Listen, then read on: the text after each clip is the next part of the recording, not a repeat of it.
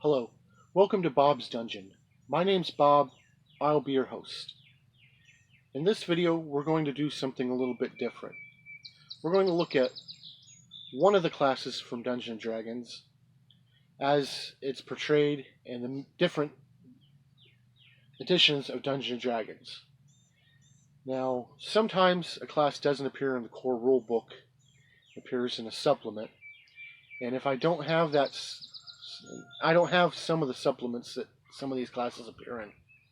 So if I don't have the information in one of my books, I'm going to go ahead and just let you know where you can find that information and move on. That kind of stinks for some of these classes, but it's what I've decided to do. So let's go ahead and get started. We're going to get started with the Barbarian. In first edition, the Barbarian does not appear in the core rule books. Instead, he appeared later in the Unearthed Arcana book. Now, I don't have the Unearthed Arcana book, so we're just going to move on to second edition. In second edition, the Barbarian, again, did not appear in the core rule books. Instead, he appeared later as part of the fighter class in the Complete Fighter's Handbook. Later on after that, they fleshed out the Barbarian as a class better and gave him his own book called the Complete Barbarian's Handbook. Unfortunately, I don't have either of those two books, so we'll move on to third. Third edition and 3.5. Now, in both of these editions, the Barbarian is pretty much exactly the same, with some minor differences. The text describing the Barbarian reads exactly the same in both books, with the 3.5 book adding one extra paragraph to discuss the Barbarian's role within an adventuring party. In both books, it describes the Barbarian as being an outsider, not into being in the city, that kind of thing. The alignments for the Barbarian that it discusses, the Barbarian can never be a lawful alignment. He always has to be neutral or chaotic. The races that a Barbarian can be mostly are human. There are some dwarf barbarians from like fallen dwarven holds and so forth. Any other races are pretty rare unless you get into some of the monstrous races, such as goblins, orcs, giants, that kind of thing. The barbarians usually have pretty good relations with other classes. If the barbarian's kind of easygoing, which is kind of rare. They're on good standing with fighters and some clerics, depending on the cleric's religion. They really don't have much use for magic users, which they're cool with sorcerers, but not really magic users. They're alright with thieves, and they don't see eye to eye with monks. The role that it discusses in the 3.5 book is that barbarians are great for frontline combat, and scouting, and so forth. Religion-wise, barbarians tend to worship Kord and Ubad-Hai and Erithnal. Probably didn't pronounce that last one right. But that's pretty much all the text on the barbarians in these two books. The barbarian relies mostly on his strength, seconded by dexterity. He gets a d12 per level that he can advance. The skills in both, the skill lists for the barbarian in both books are exactly the same except for two skills. In third edition, he gets Wilderness Lore, which doesn't exist in 3.5. Instead, he gets Survival. In third edition, the Barbarian gets Intuit Direction, which was phased out in 3.5, so he doesn't have that. The proficiencies for the Barbarian in both 3rd edition and 3.5 are exactly the same. His weapon and armor proficiencies, he's proficient with all simple weapons and martial weapons, light armor, medium armor, and shields. That's his proficiencies for 3rd edition and 3.5. The Barbarian, as far as his charts go in both books, can go up to 20th level. They have another book you can get to take the Barbarian up to 25th level. I don't have that, so we're going to go up to 20th level. The Barbarian gets a +1 to his attacks each and every level. Once he gets a +6, he gains another attack, which also gains a +1 each level, until it gains a +6, then he gains a 3rd attack, and so forth. By the time he's 20th level, he has 4 attacks at +20, +15, +10, and +5. The Barbarian's saving throws in both books are exactly the same, for Fortitude, Reflex, and Will. His specials that he gets for each level is different. Mostly the same, but different. At 1st level, both get fast movement and can rage 1 time a day. They're both illiterate. At 2nd level, he gets Uncanny Dodge for both. In 3rd edition, that Uncanny Dodge is a dex bonus to AC. At 3rd level, he gets nothing in 3rd edition, but gets Trap Sense +1 in 3.5. At 4th level, he can rage twice a day in both books. At 5th level, he gets Uncanny Dodge, cannot be flanked in 3rd edition, and gets Improved Uncanny Dodge in 3.5. He gets nothing at 6th level in the 3rd edition, but gets Trap Sense +2 in 3.5. At 7th, he gets nothing in 3rd edition, but gets Damage Reduction +1 in 3.5. At 8th level, both can rage 3 times a day. At 9th level, he gets nothing in 3rd edition, and gets Trap Sense +3 in 3.5. At 10th level, in 3rd edition, he gets Uncanny Dodge +1 against traps, and gets Damage Reduction of 2 in 3.5. At 11th level, he gets Damage Reduction for 1 in 3rd edition, and gets Greater Rage in 3.5. At 12th level, he gets 4 rages per day in both books, but he also gets Trap Sense +4 in the 3.5. At 13th, he gets Uncanny Dodge +2 against traps in the 3rd edition, and Damage Reduction of 3 in 3.5. At 14th level, he gets Damage Reduction 2 in 3rd edition, and Indomitable Will in 3.5. At 15th level, he gets Greater Rage in 3rd edition, and Trap Sense +5 in 3.5. At 16th level, he can rage 5 times a day in 3rd edition, and has Uncanny Dodge +3 against traps in 3rd edition,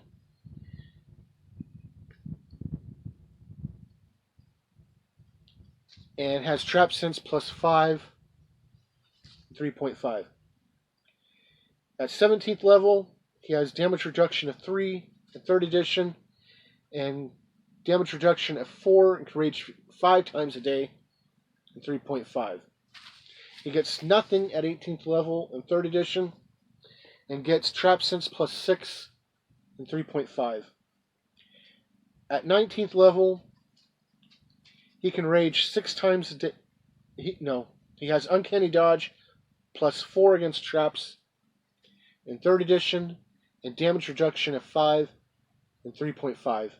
At 20th level, both can rage 6 times a day, and in third edition, he is no longer winded after a rage, and he has damage reduction of 4. That's pretty much it for the Barbarian in third and 3.5. I'm not going to go into reading all the descriptions of his specials. In fourth edition, the Barbarian did not appear in the core rulebooks. Instead, he appeared later on in the Player's Handbook 2. The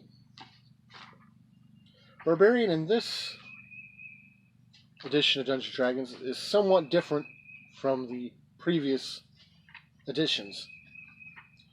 In this, they try to give the Barbarian more of a nature type of background, which is kind of weird. He still has his rages, but now they're more focused on totems and stuff like that. The class traits for this iteration of the Barbarian: his role is a striker. His power source is primal. His key abilities are strength, constitution, and charisma. His armor proficiencies are cloth, leather, and hide. His weapon proficiencies are simple melee and military melee. He gets +2 to fortitude. His starting hit points are 15 plus his constitution score, and he gets 6 new hit points each new level gained. They added healing surges to this edition, so the Barbarian in this edition gets 8 plus his constitution modifier per day. Then it has a list of his skills. His class features are Barbarian Agility, Feral Might, Rage Strike, and Rampage. And it goes over them in some detail. In this book, the Barbarian, or the classes in general, they all go up to 30th level. Every 10 levels is considered a new tier. Upon reaching the second tier, 10th level, the Barbarian can pick a Paragon Path, as can all the races. All the classes, I mean. And for the Barbarian, his Paragon Paths consist of the Bear Warrior, the Fearbringer Thane, the Frenzied Berserker, and the Wild Runner. Now, the characters in 4th edition, the way they run, they have all kinds of powers you can choose from. So you can get a lot of different combinations on what your character can do. And as your character gains level, if you don't like something you've chosen, you can change it when you gain a new level. And it is pretty neat, but also a little confusing to some who may not be used to it. And there are a lot of powers to choose from. A lot. I'm not going to go through them because they're just more than any other edition. They got a lot of powers. So we're going to move on to 5th edition. 5th edition is the current edition of Dungeons & Dragons. And the Barbarians in this kind of have a mesh between the Barbarians we're used to and sort of what they did in 4th edition. I'll explain.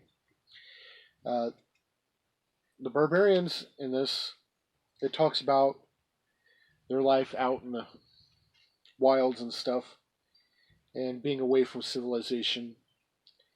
The book allows the Barbarian to go up to 20th level. The class features for the Barbarian: he gets a d12 per level, for hit points. His hit points at first level are 12 plus his Constitution modifier. His proficiencies, he's proficient in light armor, medium armor, and shields. His weapon proficiencies are simple weapons and martial weapons. No tools.